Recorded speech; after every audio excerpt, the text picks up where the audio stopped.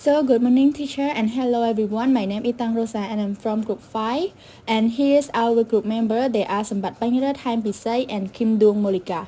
And today our topic is going to talk about the causes of war. If you guys have ever questioned yourself about what causes war and how many factors it could be involved in a war, so no worry. I guess you guys come to the right place because at the end of our presentation about you will understand more about the causes of war. So now let's get started. Yes. So here's our content, and there are 6 causes that could engage in war. There are conflict over lands and other national resources, conflict over value and ideology, racial attacks and religious hostility, defense against hostile attacks, revolutions and civil wars, and the last one is about nationalism. Yeah. So now let's take a look at the first causes of war, which is about conflict over lands and other national resources. Nations often go to war in an attempt to acquire or maintain control over national resources such as land, water, and oil. So as we all know throughout history that war in the ancient time is mostly caused by lands and natural resources. Many great nations go to war with one another is only for the benefit that those lands provide, especially when those lands are not clearly delimited by natural boundaries such as major river, oceans, or mountain range.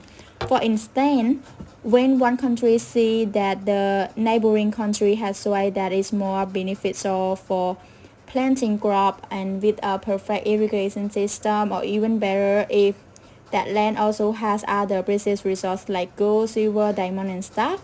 So that land has a high chance of being invaded by other country who seeks those benefits.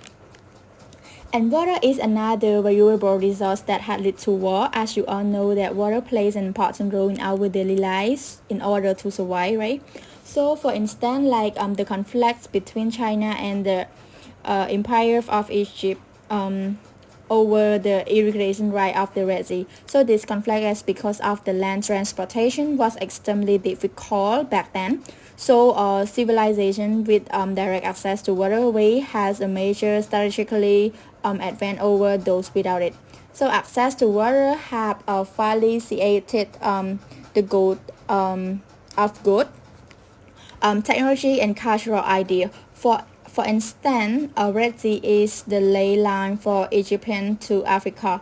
In this case, the countries above are at conflict with each other because each of them is trying to take control of the geographical advance of the Red Sea. So now let's take a look at a present Gulf War. So the reason I said this is that many countries with military force are trying to gain benefit from the oil supply that Kuwait offers. So when Arab seized Kuwait and threatened the oil supply of the Middle East, the United States and many nations reacted militarily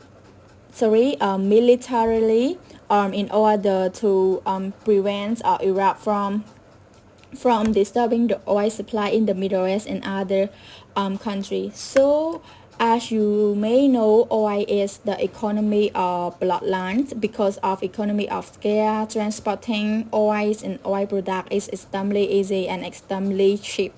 Therefore, having a control or being able to extract benefit from this is an advantages no one will miss out on. So as I stated above, like most wars are started because one country see the benefit of national resource that the other country has. So despite such prediction, tension in the Middle East have erupted into fighting repeatedly in recent years, but not over water. So like as we already know that conflict nowadays isn't about national resource, it's about political stance and clashes between nations with a powerful military force that are competing with one another for the title of the world's most powerful nations. So now let's move to next slide, which is about conflict over value and ideology. As I mentioned above, not all the war or conflicts resolve around national resource and land. Some are about the difference between political ideologies, and believe me, conflict like this will not end peacefully.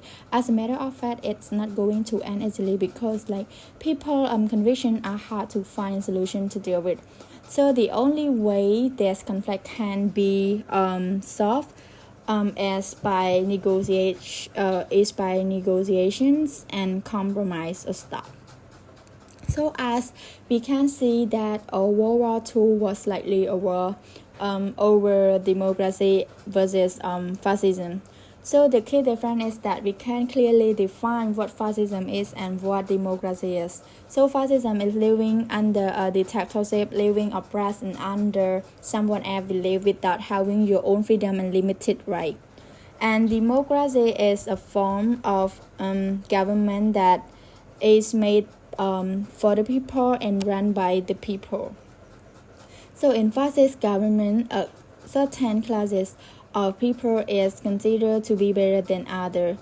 But in democracy, all people are believed to be equal according to the government. So there are many other characteristics that differentiate between these two types of governance. Firstly, World War II is a fight between fascism and democracy because of these two ideologies that contradicted one another and have there's so much damage to the world in many ways, like their economy, loss of civilians' life, infrastructure, educational system, and more damage that this war of ideology bring upon. Since one side seeks to give everyone equality, the other only seeks the feeling of being superior to the other social class. Sadly, not every country can come together and agree that democracy is a good ideology. Some countries like Japan, Italy, Hungary, Bulgaria, and Romania side with Germany, which would indicate that this country I mentioned above support fascism. Otherwise, why would they side with Germany? Even though those ideologies aren't exactly way that would bring peace. So, but some people still follow this ideology anyway. So what I'm trying to say is that everyone will believe in the same ideology. Some people or some group of people will believe in this, and some group will believe in that. Furthermore, when conflicts are created by difference in value and ideology, there is no way to end it. And the only way to resolve those conflicts is to negotiate, to find a term of agreement and compromise with the opposing group. Now, aside from political ideology, let's take a look at an economic ideology standpoint. So let's analyze the situation that happened in the Cold War between the United States and Soviet Union, also known as capitalism versus communism. So, what is a Cold War? And the term of Cold War refers to the open but limited rivalry that developed after World War II between the United States and the Soviet Union, as known as their respective allies. This war isn't fought with military force, but instead the war is waged on political, economy, propaganda fronts that and has only limited resource for weapons. So now we have known what a Cold War is, and let's define capitalism and communism. So capitalism is an economic system in which the trade and industry of the economy are owned and controlled by private individuals for the purpose of making a profit. Unlike communism, communism refers to a social system in which country, trade, and industry are controlled by the community, and the share of each individual depend on his ability and needs. So this means that the Soviet Union was positioned on the far left side of the economic sphere, while the United States was positioned on the right side. This difference in ideology was a major source of the conflict between the two nations, because throughout the Cold War, the Soviet Union also to expand communism to other regions, and the United States sought to stop it with its policy for containment. As such, many people now view the Cold War as a conflict between the left and the right side of the sphere, among other things. This ideological conflict is what started the Cold War, because both nations have shown a difference in worldview. The United States was based upon capitalism and democracy, while the Soviet Union was based upon communism and dictatorship. Last but not least, some people argue that if ideology different can contribute to war, do ideological similarly correct war? Of course, the answer seems to be yes. Yes, in general, as you can see, for the countries with similar ideology are less likely to engage in war with each other than countries with differing ideology value. As they view and say things exactly the same to one another, so as a result, the conflicts are not likely to arise easily. So that's all for my part. So now let's move to the next presenter. Thank you. Hello everyone, my name is Sambath Panharith, and today I am responsible for 2 points. The first one is about racial, ethnic, and religious hostility, and another one is about defense against a hostile attack. So let's move to the first point about racial, ethnic, and religious hostility. In this point, we are going to talk about the conflict between two or more groups, while the source of conflict between racial, ethnic, and religious groups may be political, social, religious, or the individual in conflict must expressly fight for their group position in society. And this conflict is one of the major threats to international peace and security. We can see that conflict in many countries such as Iraq, Indonesia, Sri Lanka, and India are the best known and deadliest examples from the late 20th and 21st century. The destabilization of province, state, and in some cases even whole region is a common consequence of ethnic violence. The conflicts are often accompanied by gross human rights violations such as genocide and crime against humanity, and by economic decline, state failure, environmental problems, and refugee violence. Ethnic conflict lead to the tremendous human suffering.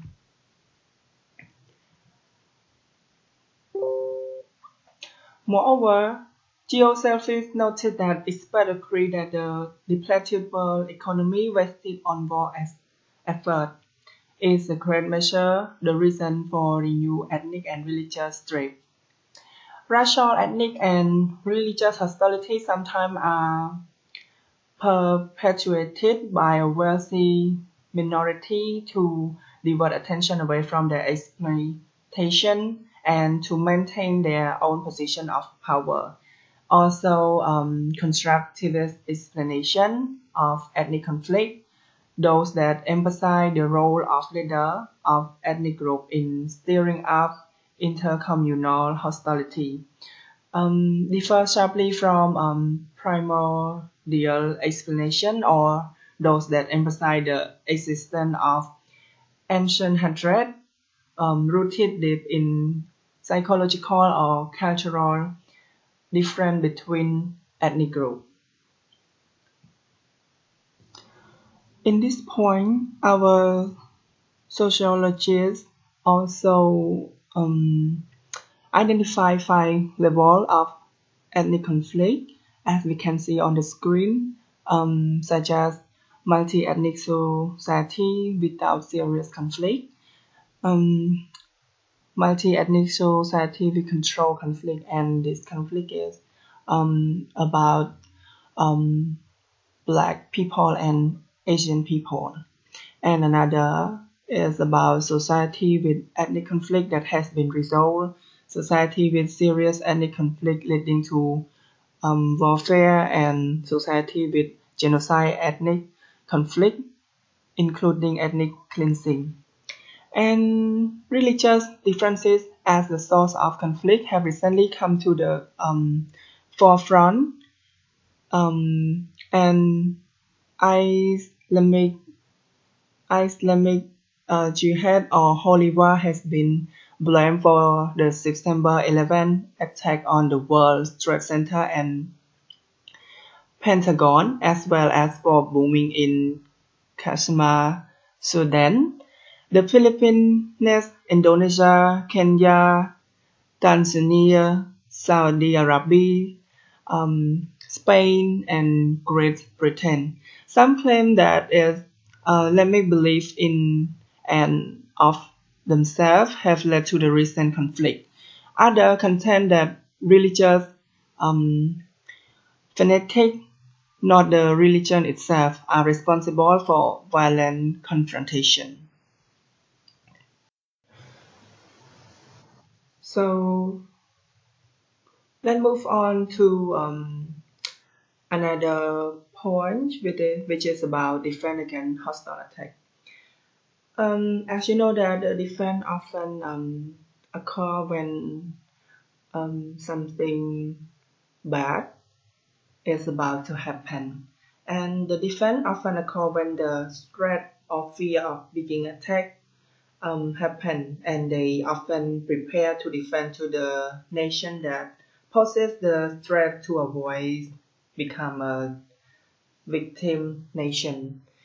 And the threat or fear of being attacked may cause the leader of the country to declare war on the nation that poses the threat. It is an example of what experts in international relations refer to the security dilemma. Action to increase one's security may only decrease the security of others and lead them to respond in ways that decrease one's own security. In an example, this threat may come from foreign country or from the group within the country. Like after Germany invaded Poland in 1939, British and France declared war on Germany out of fear that they would be Germany's next victim. And by this example, we can see that whenever the country or one country they posted the attack or posted a threat to another country, those country, we can call it like the victim country, they will declare the war, or they prepare some strategy to defend to the country that posted the threat. And they will find any solution, or they will find the way to avoid of being a victim nation under the attack. Hello teacher and hello everyone. My name is Pisey. I am the last presenter and I'm responsible for two parts. The first one is talking about revolution and civil wars, and the last one is nationalism. So let's start with the first part. Revolution and civil wars. Revolution and civil wars involve citizens warring against their own government and often result in significant political, economic, and social change. And we know that the difference between a revolution and a civil war is not easy to determine. So what is the difference between them? According to what I got from some research, it shows that the main difference is who the battles are fought between. A war and a revolution are both battle and both war. A revolution is a battle fought in hopes of new system by overthrowing a government, and a civil war is fought between people of the same country. For example, the American Revolution and the Civil War both are war and battle fought in seek of change. Hence, the whole reason for the both battle, the difference of opinion, the division of the people over insult, and the unbroken ties are a few reasons that the civil war can be called a revolution. On the other hand, revolution and civil war are more likely to occur when a government is weak and divided, when it is not responsible to the concerns and demands of its citizens, and when strong leaders are willing to mount opposition to the government. As we know, the Sri Lanka Civil War is one of the world's longest running civil wars that happened from 1983 to 2009. This is a civil war between the Sri Lanka government and insurgent group that called the Tamil Tigers. The cause of this war was the discrimination against the Sri Lanka Tamil by the Sinhalese-dominated Sri Lanka government. Within these two groups, Sinhalese tend to be Buddhist and Tamil tend to be Hindu. People living in the Sinhala majority south were far from battlefield in the north and east of the island. But Tamil minority everywhere live under ethnic tension and discrimination. Then finally, the Sri Lanka military defeated the Tamil Tiger on 18 May 2009. Due to this civil war, thousands of people, both communities have been killed, many families were forced to leave the country as refugees, and many more lost their livelihood. Despite the end of the war, a political settlement with the minority community has not been achieved. Last but not least, civil war have also appeared in newly independent republics created by the collapse of communism in Eastern Europe, as well as in Rwanda, Sierra Leone, Chile, Uganda, Liberia, and Sudan. That's all of this point. So let's move to the last part.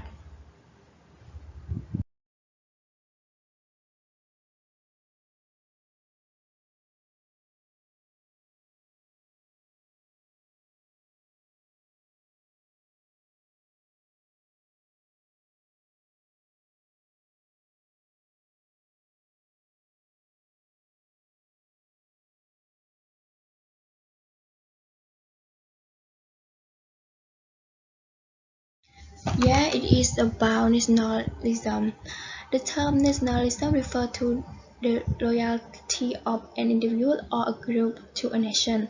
This term is firstly used when referring to a group that raise the status of one nation above other and focus on the degradation of other culture or the promotion of their own. Nationalism was very common in early 20th century in Europe and is considered as a significant cause of World War One. Accordingly, some countries engaged in war in an effort to maintain or restore their national pride. For instance, Hitler united of the Germans through various techniques in order to achieve his agenda is a historical example of nationalism. At the time in 1994, Chapp argued that Hitler's rise to power was led by the treatment Germany deserved at the end of World War One at the hands of the victors. Although Hitler is known as one of the cruelest dictators of the last century, excluded from the League of Nations, punished by the Treaty of Versailles, and ostracized by the world community, and then Germans turned to nationalism as a reaction to material and symbolic exclusion. Besides this, let's know what happened between Iran and US. This is called Iran hostage crisis is the international crisis started in 1979, in which militants in Iran seized 66 American citizens at the U.S. embassy in Tehran and held 52 of them hostage for more than a year. They demand the United States return the deported Judge Mohammad Reza Pahlavi, who is in a New York hospital, and U.S. President Jimmy Carter called the hostage-taking an act of blackmail, and hostage is a victim of terrorism and anarchy, and he is the one who approved a military operation to rescue the remaining 52 American hostages from the hands of young revolutionaries who had seized the U.S. embassy in Tehran. The Iranian hostage crisis ended after negotiations held throughout late 1980 and early 1981, with Algerian diplomats as middlemen throughout the process, and as an agreement having been made, the hostage was released on 20 January 1981, and also after official Reagan took office. Then, since April 7, 1980, Iran and the United States have had no formal diplomatic relations after that. That's all of my part, and sorry for some mistake. And lastly, I would like to thank all of you for paying attention to our group, and I hope you guys understand and get what we're talking about. Thank you.